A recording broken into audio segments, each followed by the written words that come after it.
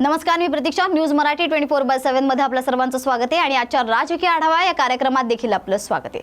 तर चला एक नजर टाकूया आजच्या राजकीय घडामोडींवर. लोकशाहीचा ढाचा शिवाजी महाराजांनी रचलाय असं विधान उदयनराजे भोसले यांनी केलंय. त्याचबरोबर सोलापूरकर प्रकरणी बोलताना ते म्हणालेत की पोलीस आयुक्तांकडून क्लीन चिट प्रकरण मी बघितलं नाहीये, पण असं कोणी म्हणत असेल तर त्यांनी तपासलं पाहिजे असंही त्यांनी यावेळी म्हटलंय. जयंतीनिमित्त आज या ठिकाणी पलटणचे संजीव राजे असतील आणि अनेक सरदार घराण्याचे सर्व सदस्य असतील, सर्व मावळे समाज घराचे सर्व सदस्य असतील आणि सर्व शेतप्रेमी या ठिकाणी मोठ्या प्रमाणावरती उपस्थित आहेत. मी एवढंच सांगेन की आज आज सुद्धा महाराजांचा ज्यावेळेस आपण विचार करतो किंवा त्यांचे विचार अजून सुद्धा आपण आचरणात आणतो, त्यावेळेस त्यांनी दिलेला जो विचार होता स्वराज्याचा, त्यामुळे स्वराज्याची स्थापना झाली.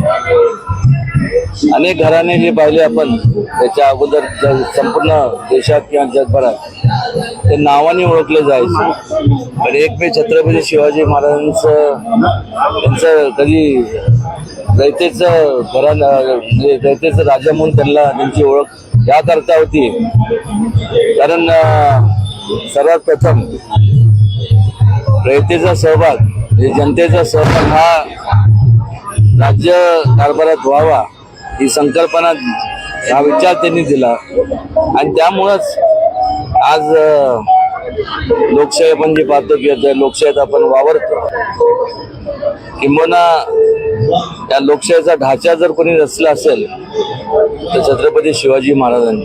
आणि आज एवढ्या मोठ्या थोर व्यक्ती म्हणजे युगपुरुषाच्या जयंतीनिमित्त आपण पाहतो आज 395 वर्ष होऊन देखील ठिकठिकाणी एवढ्या मोठ्या प्रमाणावरती आज त्यांचा उदो केला जातो. त्याचं मूळ कारण म्हणजे की इतर जे संपूर्ण राजघराणे म्हणजे इतर जे काय होते ते स्वतःच्या त्यांचं हे वाढवण्याकरता, साम्राज्य वाढवण्याकरता लढले. छत्रपती शिवाजी महाराज हे लोकांवरती होणारा जो अन्याय, त्या अन्यायाला वाचा फोडण्याकरता किंवा अन्याय मोडून काढण्याकरता त्यांनी संपूर्ण आयुष्य वेचलं.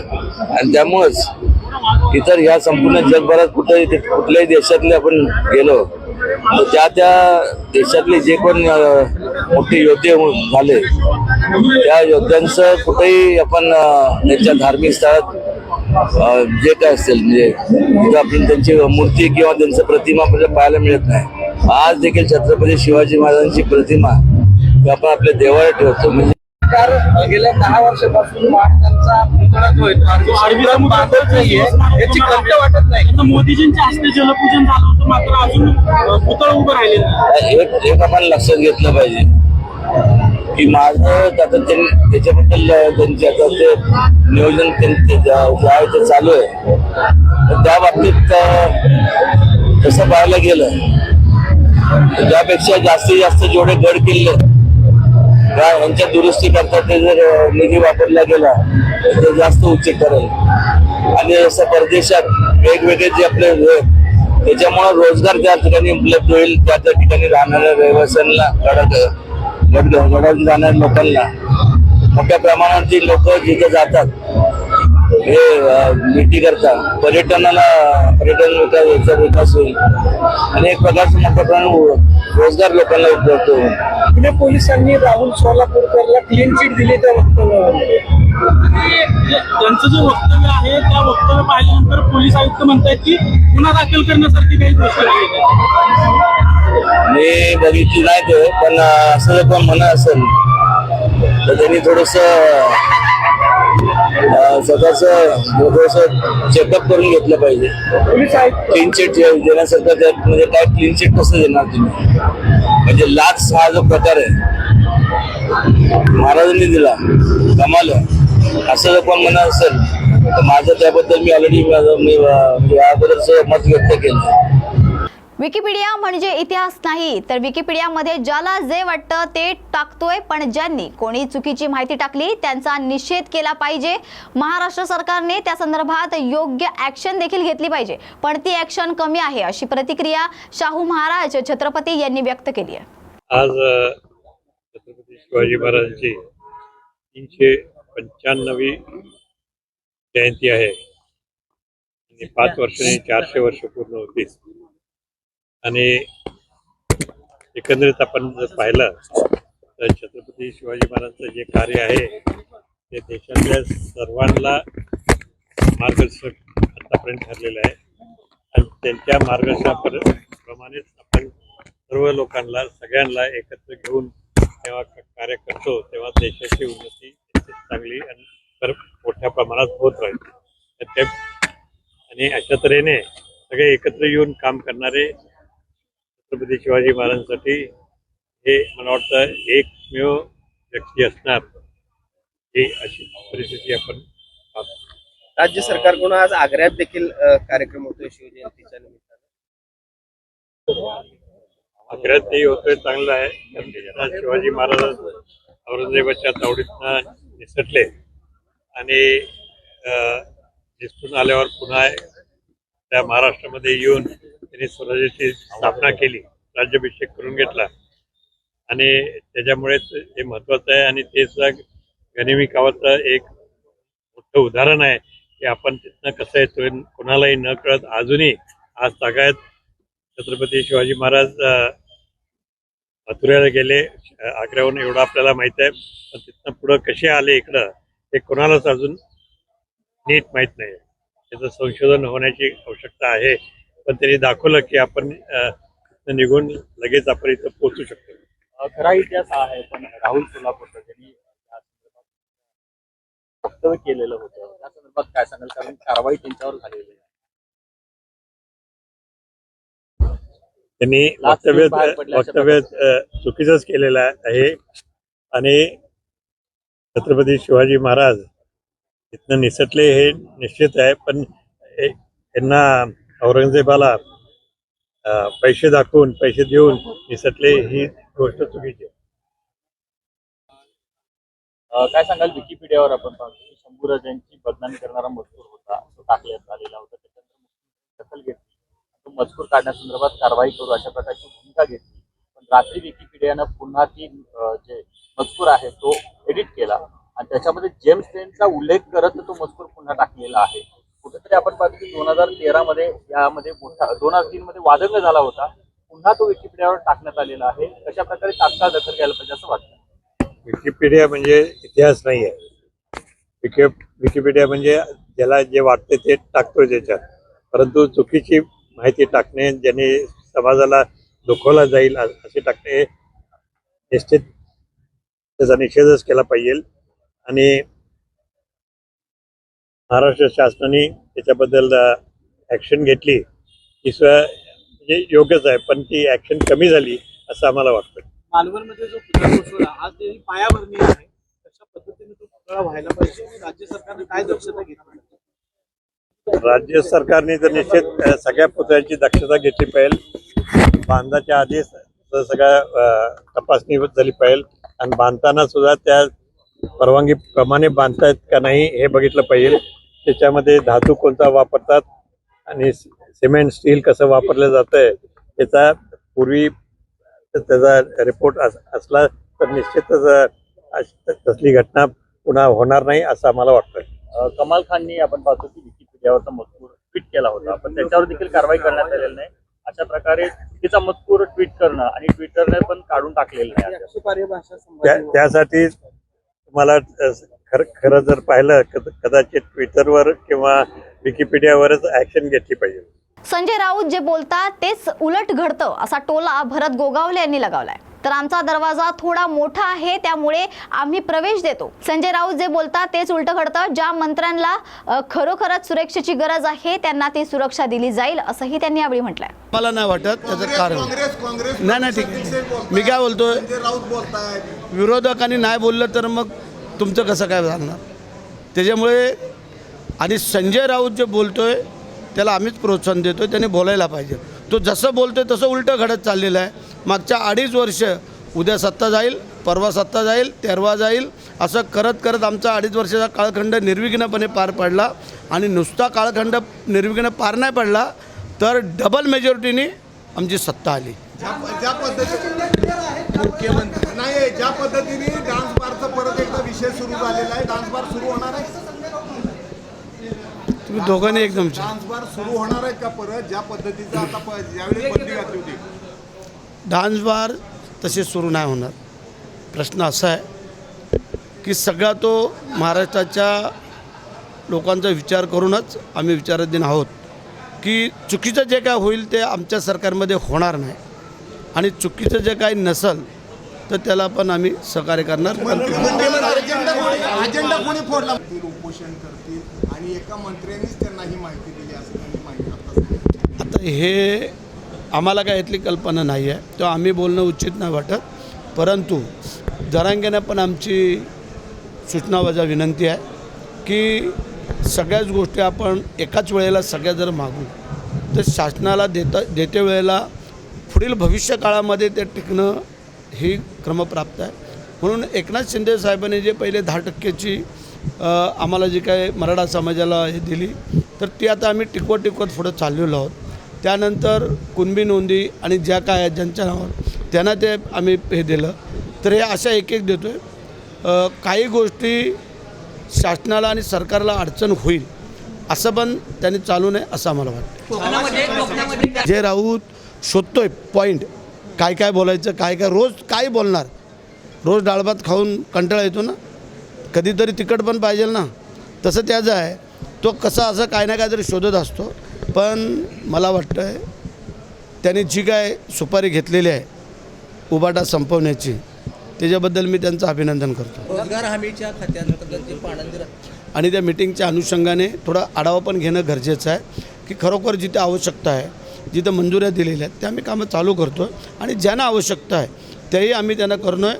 काय आलं आहे थोडंसं पाहणं पण गरजेचं आहे. काय कधी चूक होते ती सुधारणं पण आमच्यासारख्याचं काम आहे.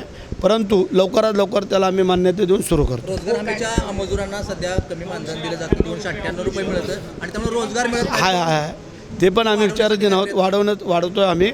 आता या अर्थसंकल्प याच्यामध्ये ते होईलच.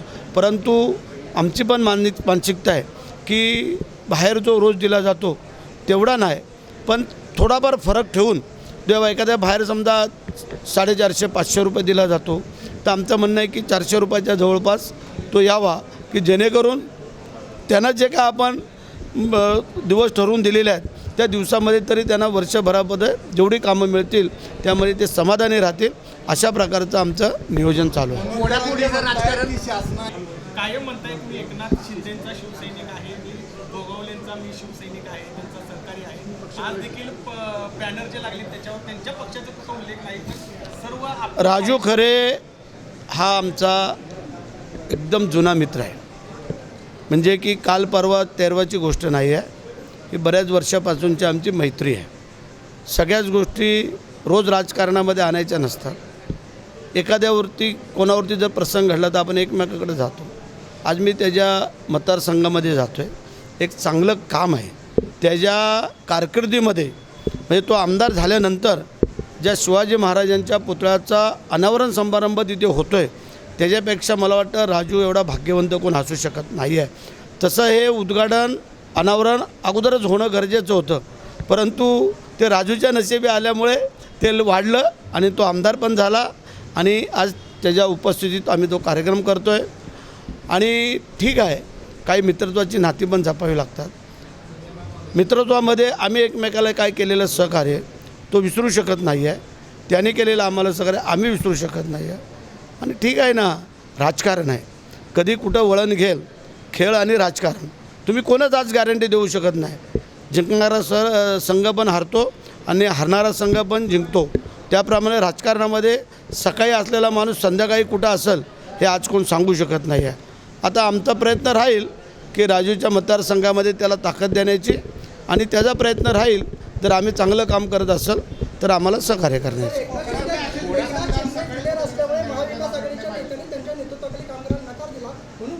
काय नक्की त्याच्या मागचं कारण आहे? कोणाच्या मनात आणि कोणाच्या ध्यानात हे तुम्ही आम्ही कोण सांगू शकत नाही आहे. वेळ येईल त्याप्रमाणे ते बोलतील आणि त्या वेळ येईल त्याप्रमाणे ते करतील. आज शिवजयंती श्रद्धांजली वाहिली. मुळात मला वाटतं त्या मूर्खाला कळलं नसेल पुण्यतिथी कधी आणि शिवजयंती कधी. त्याला वाटलं असेल आजची शिवजयंती म्हणजे पुण्यतिथी असेल म्हणून त्याने कदाचित ती रजाई वाहिली असेल. पण आपल्या शिवभक्तांसाठी आजचा दिवस हा सोन्याचा दिवस आहे आणि आम्ही अख्ख्या महाराष्ट्र हा कार्यक्रम साजरा करतो आहे. आणि बरोबर येणाऱ्या पुढल्या तिथीला तर त्याच्यापेक्षा डबल पद्धतीने तिथीप्रमाणे कार्यक्रम साजरे केले जातील. ऑपरेशन टायगर राबवलं जाते. नाराजी आहे शिवसेनेच्या आमदाराची, कशी दूर होणार आहे? सुरक्षा कमी का करण्यात आली की आता जी काय पूर्वीची स्थिती होती ती आता राहिलेली नाही. आता महायुतीची स्थिती चांगली होत चाललेली आहे. त्याच्यामुळे सुरक्षा हळूहळू कमी करायची आहे. काय ज्याला खरोखर जरूर आहे त्याला ती दिली जाईल आणि ज्याला खरोखर आवश्यकता नाही ती कमी केली जाईल. काहीचा इशारा दिला आहे मुख्यमंत्र्यांनी? नाही, ते आत्ता आम्ही चौकशी चालू आहे. कारण अजेंडा फोडायचा नसतो. ज्या वेळेला आमच्याकडं संध्याकाळी नोट येते त्या नोट प्रत्येकाने आपापल्या मंत्र्यांनी आपल्याजवळ राखून ठेवायची असते. त्याचा PS असेल, OSD असेल, कोणी का असेल त्यांनी तो उघड करायचा नसतो की उद्याच्या मिटिंगमध्ये काय विषय होणार आहेत. आणि जे आलेलं आहे ते कळल्यानंतर त्याच्यावरती कारवाई होईल, तो कोणी का असं. शिवाजी महाराजांच्या पुतळ्याचा अनावरण समारंभ करण्यासाठी मोहोळला चाललेला आहे. आणि जात असताना पंढरपूरवरनं जाणं आणि देवळात न येणं हे हिंदू धर्मातल्या कुठल्याही भक्ताला शोभू शकत नाही आहे. म्हणून आत्ता मी पहिलं दर्शन घेतलेलं आहे. ज्या काय इच्छा मनोकामना होत्यात त्या सर्व तिथं मागितलेल्या आहेत. सगळ्याच ओपन करायच्या नसतात, परंतु जे तुम्ही समजताय ते खरं आहे.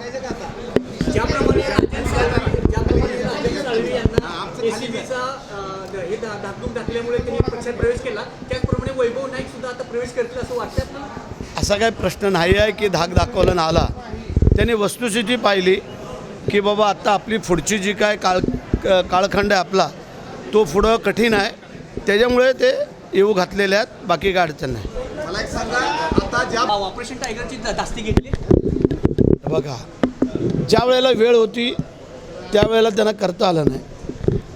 आता जर हातातून गेल्यानंतर सगळंच परत येईल असं सांगू शकत नाही आहे. कारण एवढी मेजॉरिटी आत्ता आमची आलेली आहे की जेणेकरून त्यांच्याबरोबर असणाऱ्या लोकांना आमच्या महायुतीमध्ये येण्याशिवाय पर्याय वाटत नाही. ते आमच्याबरोबर येतील. जे नाही येणार ते नाही येणार, ते त्यांच्याबरोबर राहतील. आम्ही कोणावरतीही जबरदस्ती करणार नाही. कारण त्यांना वाटतं आहे की बा आमच्या गावाचा, आमच्या भागाचा, आमच्या तालुक्याचा, आमच्या विभागाचा विकास व्हावा. तर विकास व्हायचा असेल तर मग महायुतीचं सहकार्य घेणं गरजेचं आहे. आणि त्या अनुषंगाने कदाचित त्यांची जे काही लोक येऊ घातलेले आहेत त्यांचं आम्ही स्वागत करतो आहे. कारण आमचा दरवाजा थोडा मोठा आहे, त्यामुळे आम्ही त्यांना तो प्रवेश देतो आहे. आणि साप मागच झालं असतं. भास्कर जाधव एक फक्त ते उरले, ते पण थोड्या फरकाने आले. ते जेवढे त्वशाने आवेशाने बोलत होते तेवढ्या फरकाने ते काही निवडून नाही आले. लक्षात आलं का? 2000च्या फरकाने निवडून आले म्हणजे जय महाराष्ट्र त्यांचा ठरला होता, पण काही कारणास्तव थोडे ते तरलेत. आता ते विचार करत आहेत काय करायचं. कारण सिंधुदुर्ग, रत्नागिरी, रायगड, ठाणे आणि पालघर ह्याच्यामध्ये त्यांचं आहे कोण. एक वेळेला जो त्यांचा बालेकिल्ला होता तो आता एकनाथ शिंदे साहेबांचा आम्ही बालेकिल्ला करून दिलेला आहे. त्याच्यामुळे आता आम्हाला वाटतं आहे ते पण कदाचित येण्याचा विचार करतील. जय हिंद, जय महाराष्ट्र. राहुल गांधी परदेशात जरी गेले तरी भारताची बदनामी करतात असा आरोप निलेश राणे यांनी केलाय. किल्ल्यावर त्या ठिकाणी गेलेला, दुग्धाभिषेक त्या ठिकाणी आपण केलेला. मी दरवर्षी आम्ही सगळे शिवप्रेमी म्हणून सिंधुदुर्ग किल्ल्यावर छत्रपती शिवाजी महाराजांच्या मंदिरावर जाऊन त्यांचं दर्शन घेतो, नतमस्तक होतो. सिंधुदुर्ग किल्ल्यावर महाराजांचं मंदिर आहे, तिकडे जाणं, त्यांचं दर्शन घेणं हे दरवर्षी आम्ही करत असतो. शिवजयंती ही मोठ्या प्रमाणामध्ये साजरी होते आपल्या महाराष्ट्रामध्ये, तसंच आपल्या जिल्ह्यामध्ये, आपल्या ह्या मालवण तालुक्यामध्ये. छत्रपती शिवाजी महाराज हे आमचं दैवत आहे, आपलं सगळ्यांचंच. आणि म्हणून हा फक्त दिवस नाही तर हा उत्सव म्हणून साजरा झाला पाहिजे. त्या उद्देशाने आम्ही सगळे महाराजांचं दर्शन घेण्यासाठी इथे येतो दरवर्षी. सर, आज शिवजयंती आहे, मात्र राहुल गांधींनी ट्विट केलं होतं आणि श्रद्धांजली वाहिली. खरं तर राहुल गांधी हे त्यांचं मानसिक संतुलन जे ती भाषा वापरत आहेत ते भाषण जे करत आहेत ते म्हणजे चायनामध्ये असल्यासारखं करत आहेत. ते भारताच्या फेवरचं भाषण कधीच करत नाही. आपल्या देशाचं काहीतरी भलं व्हावं, चांगलं व्हावं असं त्यांच्या तोंडातून निघत नाही. ते परदेशात जरी गेले तरी भारताची बदनामीच करतात. आता तो मुळात फॉरेनर आहे. राहुल गांधी हा काय भारतीय नाही, फक्त पासपोर्ट भारतीय.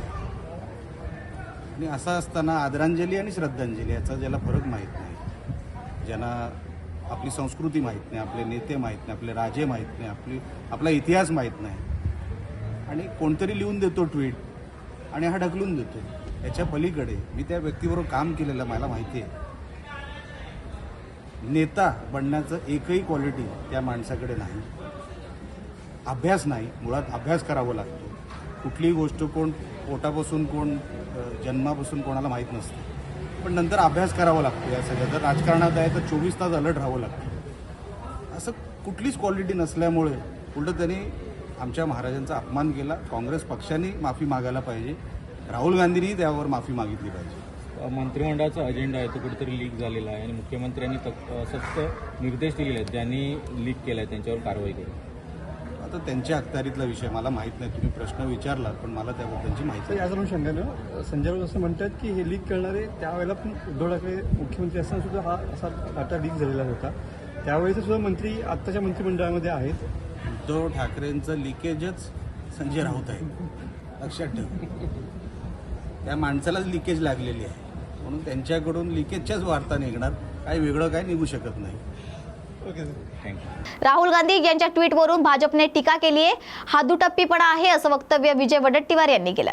तसंच पंतप्रधान नरेंद्र मोदी यांनी देखील जयंतीच्या दिवशी श्रद्धांजली दिली आहे. त्यांच्या अधिकृत ट्विटरमध्ये उल्लेख आहे तर फक्त राहुल गांधी यांची बदनामी भाजप करताय असा आरोप देखील त्यांनी यावेळी केलाय. राहुल गांधींच्या छत्रपती शिवरायांच्या जयंतीनिमित्त केलेल्या वक्तव्यावरून जो काही गदारोळ भारतीय जनता पक्ष गळा फाटेपर्यंत जो काही गदारोळ सुरू केला आहे, खरं तर ही दुपट्टी भूमिका आहे भारतीय जनता पक्षाची. हे दोगलेपण आहे. या देशाच्या पंतप्रधानांच्या अधिकृत साईटवरून, पीएमओच्या साईटवरून पंतप्रधानांनी श्रद्धांजलीच वाहिली आहे जयंतीनिमित्त. हे जरा डोळे उघडून पहा म्हणा, उघडा डोळे बघा नीट. फक्त यांना राहुल गांधीच दिसतो. यांच्या डोक्यात राहुल गांधीचं एक यांच्या मानगुटीवर बसलेलं भूत वाटतो. कमीत कमी तुम्ही तुमचे पंतप्रधान तुमच्या साईडवर, अधिकृत साईडवर, तिथे त्यावर बोलायला तयार नाही. हा दोगलेपणा भाजपचा आहे, लोकांना कळत आहे. केवळ राहुल गांधींच्या बदनामीसाठी आपलं झाकून आणि दुसऱ्याचं बघा वाकून ही जी भूमिका आहे हे यातून दिसते आहे. म्हणून मी सर्व जनतेलाही सांगतोय की पीएमओनी जयंतीनिमित्त श्रद्धांजली त्यांच्या अधिकृत ट्विटर हँडलवरून, पीएमओच्या साईटवरून श्रद्धांजली हा शब्द वापरला की नाही हे बघा आणि मग राहुल गांधीवर आपण आरोप करा, असा माझा त्यांना सल्ला आहे. राहुल गांधी यांचा तीव्र निषेध करतो. ही राज्याची विटंबना आहे अशी संतप्त प्रतिक्रिया संजय गायकवाड यांनी दिली आहे. तर सरकारने जसेच्या तसे किल्ले उभे केले पाहिजे. छावा चित्रपट सर्वसामान्य जनतेला पाहता यावा यासाठी हा चित्रपट टॅक्स फ्री करावा आणि राहुल गांधी यांचा तीव्र निषेध करतो. ही राज्याची विटंबना आहे असंही त्यांनी यावेळी म्हटलंय. त्याचा प्रभाव पडत असल्यामुळे योजना बंद करण्याचे निर्देश सूत्राच्या अहवालाने दिलेले काय नाही, कुठल्याही प्रकारे लाडक्या बहिणींची योजना बंद करण्याचे निर्देश दिलेले नाहीत. ज्या घाईघाईमध्ये ती जी योजना आली त्या काळात काही चुकून ज्या लोकांच्या ज्यांच्याकडे म्हणजे जे IT रिटर्न आहेत त्या निकषात बसत नाही अशा काही लाखो लोकांच्या महिलांना, लाडक्या बहिणींना तो लाभ गेलेला आहे. तो लाभ त्यांनी सोडावा असं आवाहन सरकारच्या वतीने केलेलं आहे. योजना बंद होणार नाही हे 100% खरं आहे. राहुल गांधींनी जे वक्तव्य केलं याचा कशा पद्धतीने निषेध करतात? मी राहुल गांधीचा तीव्र शब्दात धिक्कार करतो, निषेध करतो की एका देशाच्या राजपुत्राला आपल्या देशात त्या वीर महाराजांनी, वीर राजांनी जो काही त्याग करून हे स्वराज्य वाचवलं, हे राष्ट्र वाचवलं, त्यांच्याबद्दल यांना साधी माहिती असू नये की त्यांची आज जयंती आहे का त्यांचा आज मृत्यूचा दिवस आहे. तर त्याच्या बुद्धीची मला दया या ठिकाणी येते आणि ही आमच्या शिवरायांची विटंबना आहे, देशाची विटंबना आहे, राज्याची विटंबना आहे. भाऊ, राज ठाकरे आणि उद्धव ठाकरे एकत्र यावे, दोन बंधू एकत्र यावेत यासाठी मुंबईमध्ये बॅनर लावण्यात आले. ते बॅनर सध्या झळकत आहेत. राजसाहेब आणि उद्धव साहेब एकत्र यावे हे सामान्य कार्यकर्त्याला जरी वाटत असलं, पण उद्धव ठाकरेंना कुठं वाटतं ते? त्यांना जर वाटलं असतं की राज इकडे राहता, त्यांनी त्याला घरातून बाहेर काढलंच नसतं ना. आणि आता घरातून बाहेर काढल्यानंतर ते त्याला कसे हे करणार, त्यांना कसे करणार आहेत? कार्यकर्त्यांनी किती भावना, आता कार्यकर्त्यांना वाटतं की त्याने काँग्रेसमध्ये जायला नको. कुठं ऐकलं त्यांनी? 50-100 आमदार ओरडले, खासदार बोलले, आम्ही ओरडलो की आपण आपली शिवसेना भाजपनं नैसर्गिक युती आहे, बाळासाहेबांच्या विचाराचे आपण इकडेच राहिलं पाहिजे. उद्धव ठाकरेंच्या मनमानीमुळेच ते संपत चाललेले आहे. राजकारणात काही होऊ शकते भविष्यामध्ये एकत्र आले तर? कोण? भविष्यामध्ये काही राजकारणात काही होऊ शकते, पण भविष्यामध्ये जर ते एकत्र आले काय एकत्र येण्याची आवश्यकता नाही. सगळेच लोक आमच्याकडे एकत्र आमच्याकडे येत असल्यामुळे काय एकत्र आहे? शिल्लक तर कोण राहणार आहे? सगळीच तर माणसं रोज एक दिवस, महिन्यामध्ये, आठवड्यामध्ये आमच्याकडे येऊन राहिलेली आहेत. मिशन टायगर मध्ये किती लोक येण्याचे काय? सगळंच आहे. मिशन टायगर सगळं साफ करणार आहे. मध्यंतरी एकनाथ शिंदे आणि उद्धव ठाकरे देखील एकत्र येत अशी आशा काही जणांनी व्यक्त केली होती. आपण देखील तसे संकेत दिले होते की हरकत नाही घ्यायला. पण आता तशी काय वेळ आली नाही. आणि कसं असतं की ज्या वेळेला दोन मनांचं मिलन करायचं असतं त्याला दोन्हीकडनं पण सकारात्मक प्रतिसाद पाहिजे असतो. एकीकडनं आपण पहेल करायची आणि दुसरीकडनं फक्त शिव्याच मिळायची आणि टीकाच मिळायची, त्यांनी कधी असं मनमिलन होत नसते, मनोमिलन होत नसते. ओके, बरोबर. आज संपूर्ण विश्वामध्ये छत्रपती शिवाजी महाराजांची जयंती या ठिकाणी साजरी केली जात आहे. प्रत्येकाच्या मनामध्ये उत्साह आहे. प्रत्येक शिवभक्त ही जयंती साजरी करून राहिलेला आहे. अनेकांनी वेशभूषा शिवरायांची बनवलेली आहे, जिजाऊंची वेशभूषा बनवली आहे, संभाजीराजे बसवलेली आहे. आणि दिल्लीच्या काँग्रेसचा नेता आज स्वतःच्या अकाउंटवर ट्विट करतो आणि छत्रपती शिवाजी महाराजांना श्रद्धांजली अर्पण करतो. याला लोकांना लाज वाटायला पाहिजे की आज जयंती आहे का पुण्यतिथी आहे. श्रद्धांजलीचा कार्यक्रम हा पुण्यतिथीला करत असतात. तो 3 एप्रिल 1680ला जे शिवाजी महाराजांचं देहावसन झालं त्या तारखेला करायला पाहिजे. पण जयंतीच्या दिवशी एवढ्या मोठ्या राजाचा इतिहास ज्यांना माहीत नाही, शिवराय ज्यांना माहीत नाही, ज्याचा आदर्श अख्खा जग त्या ठिकाणी घेतं, परंतु काँग्रेसचे राहुल गांधी त्यांना श्रद्धांजली अर्पण करता. या नेत्याला लाज वाटायला पाहिजे आणि त्यांनी जाहीर माफी मागितली पाहिजे शिवरायांची, तमाम हिंदुस्थानातील हिंदू लोकांची. राहुल गांधींनी जे वक्तव्य केलं याचा कशा पद्धतीने निषेध करतात? मी राहुल गांधीचा तीव्र शब्दात धिक्कार करतो, निषेध करतो की एका देशाच्या राजपुत्राला आपल्या देशात त्या वीर महाराजांनी, राजांनी जो काही त्याग करून हे स्वराज्य वाचवलं, हे राष्ट्र वाचवलं, त्यांच्याबद्दल यांना साधी माहिती असू नये की त्यांची आज जयंती आहे का त्यांचा आज मृत्यूचा दिवस आहे. तर त्याच्या बुद्धीची मला दया या ठिकाणी येते. आणि ही आमच्या शिवरायांची विटंबना आहे, देशाची विटंबना आहे, राज्याची विटंबना आहे. छावा चित्रपटाला मोठा प्रतिसाद पाहायला मिळतोय, मात्र हा चित्रपट जो आहे टॅक्स फ्री करण्याची मागणी सर्व स्तरातून केली जाते. छावा हे शिवरायांचा बछडा म्हणजे संभाजी महाराज यांना दिलेली उपमा आहे. 1999ला मी छावा संघटनेची स्थापना याच नावाने केली होती. आणि त्यावेळेला मला अनेक लोक छावा कोण म्हणून विचारायचे. आणि त्यावेळेला मी हे जे आज जे सिनेमा दाखवलं जातं हे मी त्यावेळेस तसं मी सगळ्या भाषणामध्ये सांगायचो. पण लोक संभाजी राजांची प्रतिमा वाईट केलेली असल्यामुळे लोकांना ते पटत नव्हतं. पण अमोल कोल्हेची सिरियल आणि आताच्या चित्रपटातून खरे संभाजी महाराज हे आता देशाला जगाला कळायला लागलेत. माझं महाराष्ट्र जेव्हा तमाम जनतेला आव्हान आहे की हा चित्रपट पाहावा. आणि मुख्यमंत्र्यांना आणि सांस्कृतिक मंत्र्यांना विनंती आहे की हा चित्रपट लोकांना कमी पैशामध्ये पाहता यावा, म्हणून त्याला आपण टॅक्स फ्री करावं, ही माझी आपल्या माध्यमातून त्यांना विनंती असणार आहे. लाडक्या बहिणीचे योजनेचे पैसे, लाडक्या बहिणी आजाराचा धोका पाहता आगामी जत्रा यात्रा जे आहेत त्याच्यावर निर्बंध लादण्याची संकेत जे आहेत हे केंद्रीय राज्यमंत्री प्रतापराव जाधव यांनी दिले होते. दुसरीकडे आता पालकमंत्री मकरंद जाधव यांनी सैलानी यात्रेसंदर्भात नियोजन करण्याचे निर्देश जे आहेत हे जिल्हाधिकाऱ्यांनी दिले. म्हणजे महायुतीमध्ये कुठेतरी समन्वयाचा अभाव पाहायला मिळतो. नाही, समन्वयाचा अभावाचा विषय नाहीये.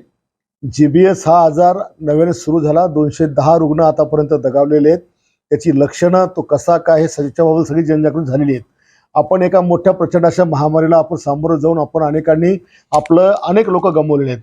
आणि त्याच्यामुळे भारताची अर्थव्यवस्था सुद्धा त्या काळामध्ये ठप्प पडलेली होती. आणि असं काही संकट येऊ नये म्हणून त्या संदर्भात काळजी ही पालकमंत्र्यांनी घेणं गरजेचं आहे आणि केंद्रीय मंत्र्यांनी घेणं गरजेचं आहे.